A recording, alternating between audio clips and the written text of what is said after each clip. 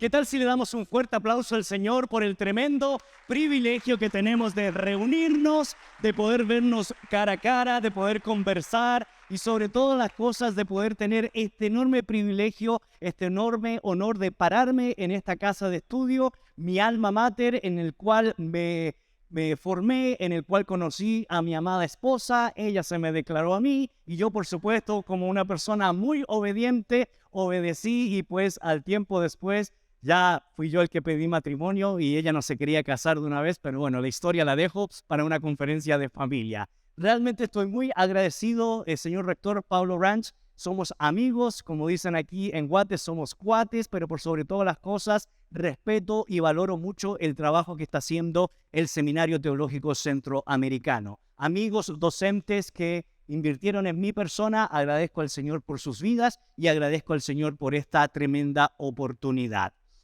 Una de las cosas que quisiéramos traer nosotros a colación en esta actividad en el cual reunimos dos instituciones, tanto CETECA como el Instituto Crux, es poder entender dónde está y hacia dónde va la ética sexual, y específicamente el problema de la ética sexual. Y saben que cuando uno comienza a tratar estas temáticas o estas dinámicas dentro del texto bíblico, uno generalmente se va a pasajes como Génesis capítulo 18, Ezequiel capítulo 16, donde se menciona las circunstancias y las relaciones en torno al pecado de Sodoma y Gomorra. Y lo primero que nosotros interpretamos es que pareciera que el pecado inicial y final de Sodoma y Gomorra es el problema de la abominación sexual. Es más, desde esa premisa han surgido términos que tienen equivalencia en diferentes idiomas. ¿Cuántos de ustedes han escuchado la palabra sodomita? Levante su mano. Todos hemos escuchado esa palabra sodomita para aquellos que cometen aberraciones sexuales. Sin embargo, me llama mucho la atención que, si bien es cierto, como ya les he expresado, Génesis 18 describe la vileza moral de los habitantes de Sodoma, quedó de manifiesto que, al querer tener relaciones homosexuales con los visitantes de Lot, básicamente se estaba justificando el juicio divino. Pero cuando uno lee Ezequiel capítulo 16, 49, 50, el problema de la falta de ética sexual no parte por las prácticas en contra de la naturaleza. ¿Sabe cuál fue el primer pecado de Sodoma y Gomorra? La soberbia. Y la soberbia del ser humano terminó por decantar en las prácticas que iban en contra o que van en contra de la naturaleza humana. Es interesante porque entonces el pecado de Sodoma comienza cuando un individuo o una sociedad decide que su opinión es tan buena o mejor aún que la de Dios. Segundo, en lugar de atender a lo que la Escritura presenta, se dedica a indicarnos que sus enseñanzas eran ideas que quizás en otros tiempos servían, pero que en los tiempos de Sodoma, como en nuestros tiempos, la verdad es inaceptable porque eso es atrasado, es arcaico, la verdad de Dios no sirve absolutamente para nada. Pero en tercer lugar, cuando una sociedad decanta en el problema de la abominación sexual, decide que las enseñanzas sobre la sexualidad o la familia contenidas en la palabra de Dios son inaceptables porque chocan con cualquier ideología contemporánea como la ideología de género. Así que Ezequiel capítulo 16, del verso 49 al verso 50, nos recuerda que en primer lugar, antes de toda aberración sexual, antes que haya todo cambio en contra de la naturaleza respecto a la sexualidad, el punto de partida de la maldad humana es la soberbia. Es creer que podemos hacer lo que Dios hace. Y por eso rompemos con la realidad, rompemos con la naturaleza, creemos que nosotros como individuos tenemos una mejor opinión que Dios. Por eso ante todo ello es necesario entender que el pecado de Sodoma es un proceso de degeneración, en primer lugar espiritual, y que finalmente termina siendo una degeneración moral.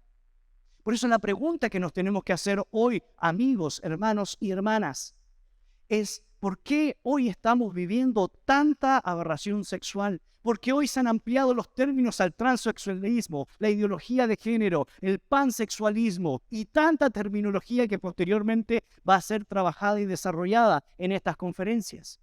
¿Saben por qué?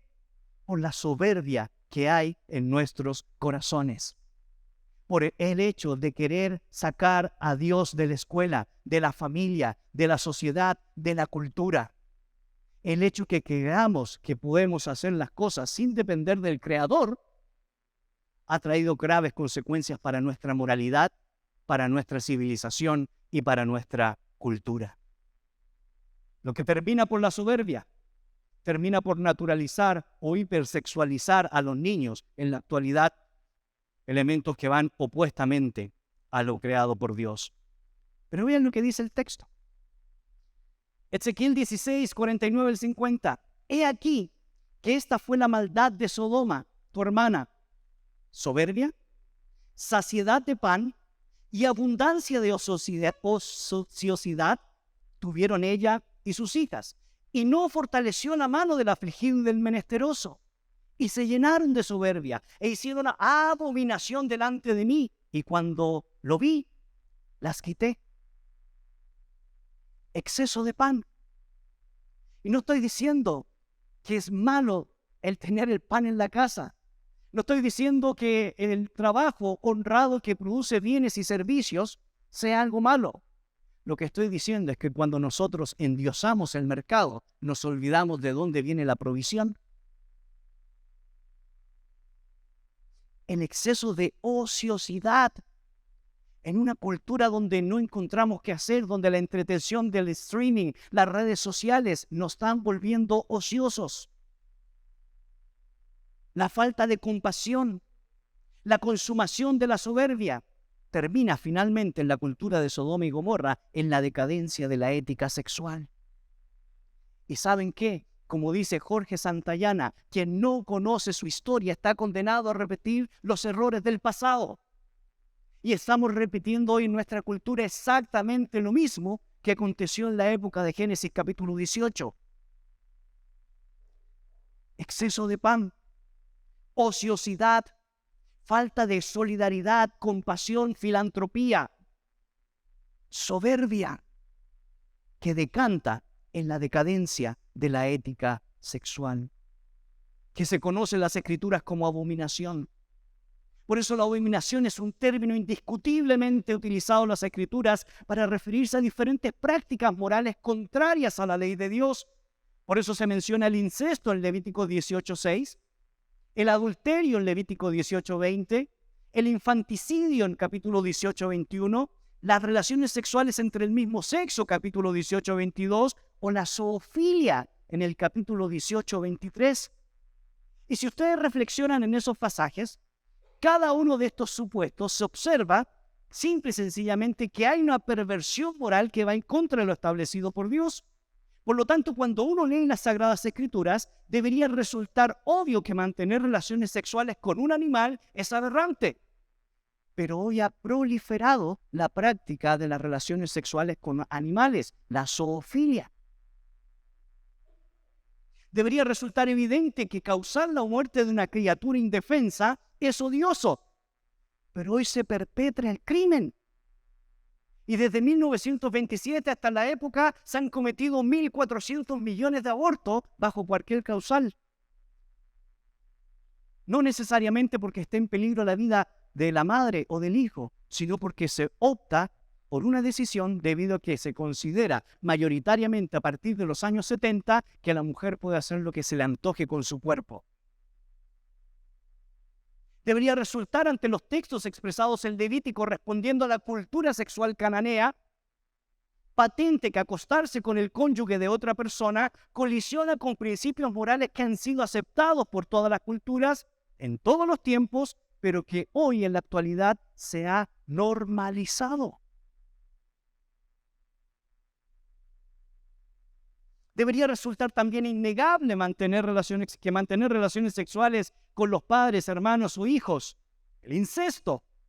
Pero hoy es parte de una práctica normal y de un modelo sugerente que inicia sobre todo con las propuestas de Federico Engels, con las propuestas de la Escuela de Frankfurt, que qué mejor que tener relaciones sexuales con parientes para poder aprender y de esa manera elevar el sentido del cuerpo y la sexualidad.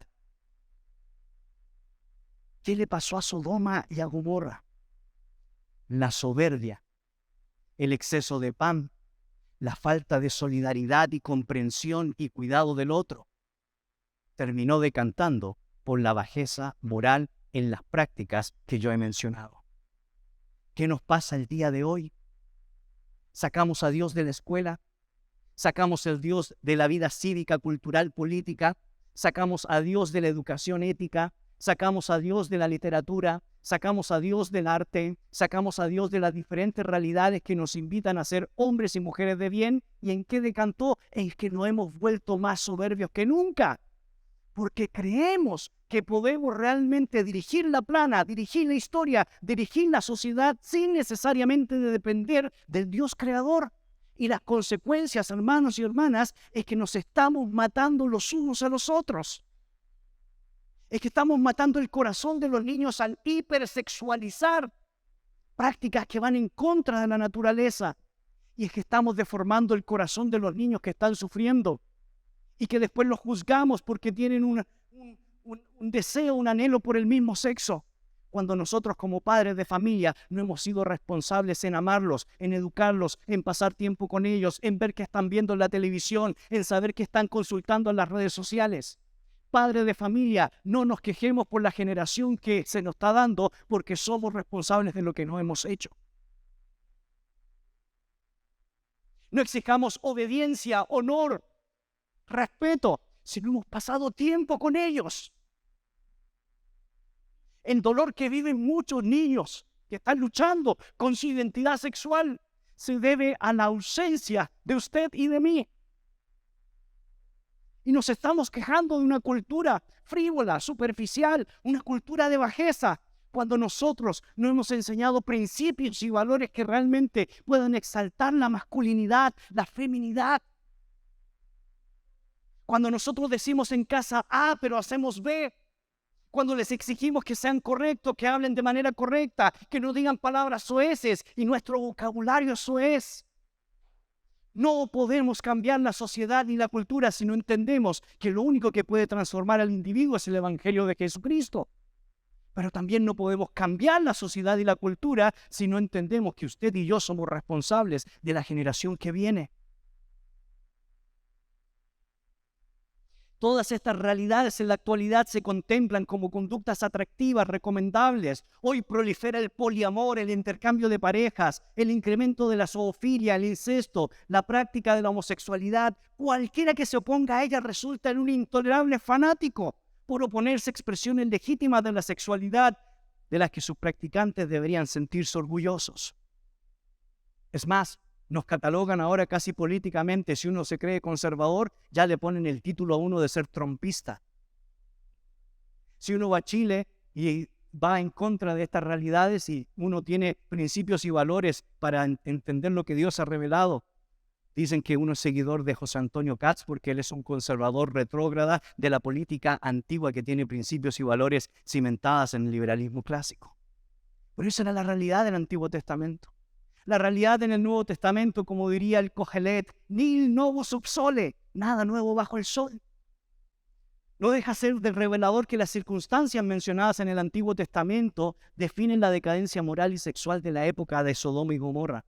Pero es que los tiempos en el Nuevo Testamento eran igual o peor de lo que estaba aconteciendo en Sodoma y Gomorra. Por eso el apóstol Pablo, cuando escribe Romanos capítulo 1, verso 24 al 27, describe la realidad de esa época, de lo que mencioné ayer en una conferencia sobre la historia de la decadencia de la ética sexual, desde los códices ugaríticos, desde la epopeya de Gilgamesh, desde las tradiciones más contemporáneas en el mundo de los tiempos de Jesús, en el mundo grecolatino, con los famosos batallones de Tebas, donde 150 amantes eran soldados para defender Grecia y tenían que oponerse a los espartanos. ¿Y saben qué? Para que usted pudiera ser soldado de esa cultura, tenía que ser penetrado analmente por un hombre, porque según ellos eso generaba afectividad. Epimónides, al escribirle a Tito para que fuera una persona decente y enseñara la importancia del matrimonio, se tuvo que enfrentar a los cretinos de Creta, porque literalmente eran cretinos. ¿Y saben cuál era el problema? Que cada quien hacía lo que se le antojaba. Soberbia humana. Y por eso cuando uno lee el pasaje paulino, entonces Dios los abandonó porque hicieron todas estas cosas vergonzosas que deseaban en su corazón, porque existía la prostitución religiosa en Artemisa o Diana de los Efesios, no solo para hombres, sino también de hombre para hombres, mujeres para mujeres. La consecuencia lógica de la decadencia sexual moral se debe a la soberbia que hay en el corazón. Creemos que somos dioses. Nos afanamos del exceso de pan. Dejamos de tener un sentido profundo por el otro.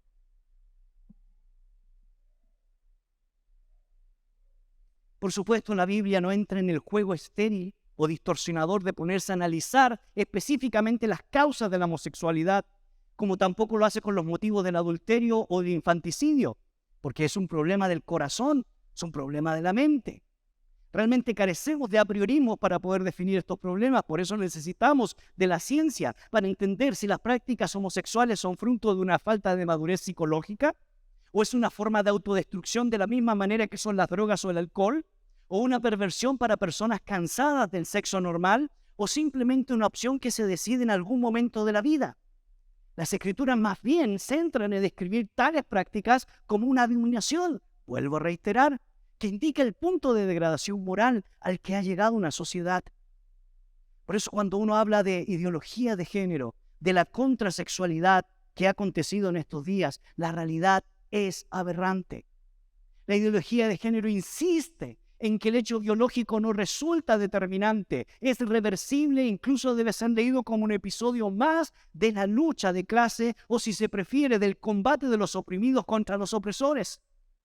Lo que pretende la ideología de género es cambiar la naturaleza humana no por la vía de la genética o la biología, sino más bien por la vía de la demagogia política o la filosofía social contemporánea. Por ejemplo, el manifiesto de la contrasexualidad de Beatriz Preciado pretende instaurar la idea de que el sexo es una imposición del contexto patriarcal o social. Y por eso ella dice que la contrasexualidad no es la creación de una nueva naturaleza, sino más bien el fin de la naturaleza, como orden que legitima la sujeción de unos cuerpos a otros. Y por eso, en primer lugar, cuando hacemos un análisis crítico de la contrasexualidad o la diferencia de género y del sexo producto del contrato social heterocentrado, lo que se debe hacer es terminar por exaltar no el pene, no la vagina, sino el ano. Porque el ano es el elemento neutral que no define si es hombre o mujer. Y lo que termina diciendo Beatriz Preciado es que hoy en día debemos darle culto al ano. El ano es el centro erógeno universal situado más allá de los límites anatómicos impuestos por la diferenciación sexual, donde son los roles reversibles. El ano es una zona de pasividad privilegiada y un centro de excitación y placer que no figura en los puntos anatómicos placenteros. El ano constituye un espacio de trabajo tecnológico en una fábrica de reelaboración para que el cuerpo sea visto de otra manera. ¿Todo esto en qué deriva? En una sociedad contrasexual, donde ¿qué hay que hacer? Hay que generar universidades, institutos, colegios, donde enseñen y proliferen que ya no es el pene, ni la vagina, ni el código genético, ni el ADN que define a un hombre y una mujer. Porque el hecho de que yo nazca hombre, usted nazca mujer, no es una cuestión biológicamente aceptable, sino una imposición patriarcal del mundo que simple y sencillamente quiere imponer un contrato social. Y por eso lo que hay que hacer es luchar a toda costa, invertir con el mayor dinero que podamos, recibir donaciones de Open Society, de George Soros, para que todo esto entre a nuestras escuelas. Para que todo esto entre, ¿saben dónde? A propósito de elecciones en estos tiempos, en el debate de la demagogia política. Y la gran pregunta es, ¿qué vamos a hacer? Es una sociedad contrasexual que no nos conducirá a un acto de reproducción, pero ¿saben lo que dice? No importa, porque los niños son una molestia para el desarrollo de mi cuerpo, diría Beatriz Preciado.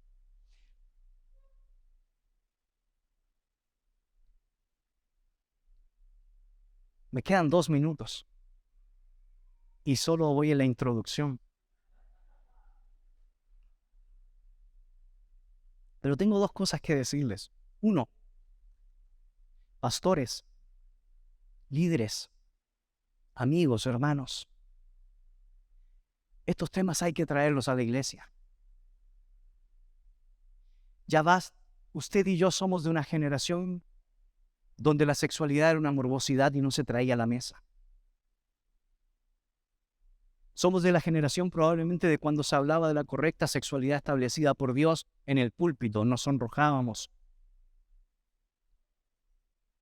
Somos de una generación donde se nos dijo que cuando éramos bebés, al tocarnos el pene y la mamá nos estaba mudando, sáquese la mano de ahí, cochino. Somos de una sociedad que estamos viviendo las consecuencias de no haber sido educados en el área sexual, cuando la teología de la sexualidad y del cuerpo está en rica en la palabra, en su contexto, en su momento y en sus realidades. Y hoy nos estamos enfrentando a un cambio contra natura. Pero ¿saben qué? Y esta es la carga que yo tengo. Es cierto que la Biblia es radical con aquellos que practican tales males. Es cierto que Pablo es muy radical en 1 Corintios cuando rechaza el pecado de la abominación. Y es más, él sostiene que los que practican tales cosas no heredarán el reino de Dios, aunque no se olvide nunca que el texto inicia con los que son injustos. Incluye a los ladrones, a los corruptos, a los avaros y a aquellos que practican tales aberraciones.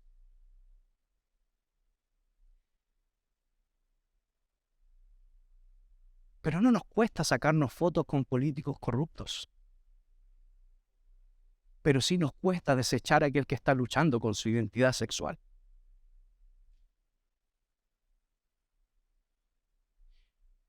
No nos cuesta en estos tiempos ir a desayunos para escuchar el plan de gobierno. Pero si vemos a alguien que está luchando con su identidad sexual, son personas despreciadas y desechadas. Y no estoy socavando la verdad de Dios, hermanos. Para nada. Pero como lo dije ayer, Jesús se agacharía con la mujer adúltera y les diría que el que esté libre de pecado, que lance la primera piedra. Y Jesús mira a la mujer y le dice: yo no te condeno. Vete y no peques más.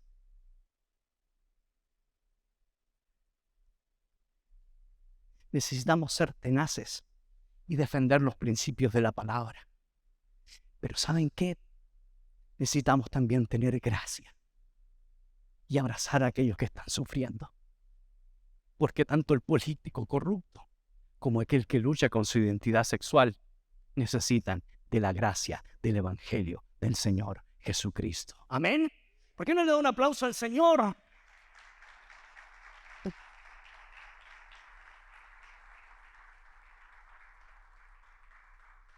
Y hay muchos datos que tenemos que darles, hay muchos conceptos que tengo que decirle, hay muchas investigaciones que hemos desarrollado y por eso después les vamos a presentar una excelente noticia. Pero ¿saben qué? En estos temas yo solo soy una persona que incipientemente está estudiando y aprendiendo. Pero hemos querido traer a una persona experta en estos campos, que ha desarrollado investigaciones serias a nivel científico, a nivel filosófico, a nivel moral, a nivel espiritual. Y tengo el honor de presentar a la doctora Amy Hamilton, quien ha sido trabajadora social, becaria de Fulbright en Indonesia, becaria de investigación sobre sexualidad y profesora asistente en la Universidad de Texas. Recibió su PhD en lingüística. Su disertación se centró en las narrativas de vida de los cristianos que habían experimentado conflictos con su identidad espiritual y sexual. Actualmente es investigadora de la Universidad de Texas, en Austin, Texas, y escribe sobre temas relacionados al matrimonio, la fe, el género, la sexualidad. Amy está casada, tiene 2 hijos en edad escolar, su vida ha estado marcada por profundas convicciones como cristiana comprometida y seguidora de Jesucristo. Hermanos, y hermanas, es tiempo de hablar de estos temas en la iglesia, porque no podemos terminar solo reaccionando, sino que podemos ser preventivos. La gloria sea para el Señor.